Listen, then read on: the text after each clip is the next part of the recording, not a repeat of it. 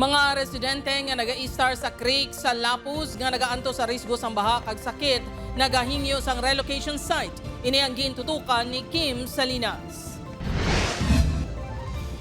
Kung mag-ulan, ginaagwanta sa pamilya ni Fatima ang baha kagang baho sang tubig. Ini ang pila nakatuig nga sitwasyon sa mga residente nga naga-istar sa creek sa barangay Lapuz Norte sa Lapuz, Iloilo City. Nga baho, tanan-tanan nga basura diri ga sa amon gakadtualing sa babaw.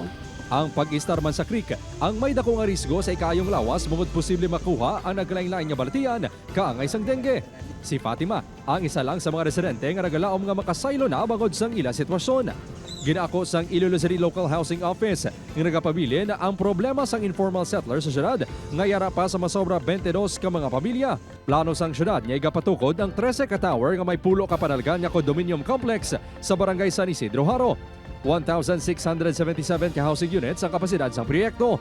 Ang tag sa ka-unit ang nagalapad sang 24 kag 27 square meters nga ibaligya sa kwalipikado nga benepisyaryo, partikular sa low-income earners sa balor nga 1.53 million pesos kag 1.71 million pesos.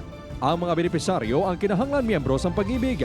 Ginabanta 2,000 na ang mga nag-apply. Rent-to-own type na siya condo where the buyers have the option to graduated ba ang ilang amortization or straight ang ilang amortization. Okay. So for maximum period of 30 years. Pagabutangan man ang complex sa multipurpose hall, basketball court, swimming pool kag iban pa nga amenities.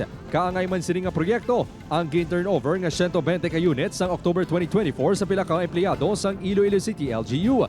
Kun sa rin 30 square meters ang kalaparon. Bastante sa dako sang kwarto para sa isa ka pamilya. Marso 10, ginpirmahan ni Iloilo City Mayor Jerry Treñas ang notice to award sa isa ka private developer sa 2.5 billion pesos nga proyekto.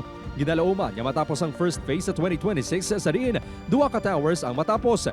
2028 to 2029 mahimo matapos ang bilog nga proyekto. Upot Kirmel Porquia, Kim Salinas, 1 Western Visayas.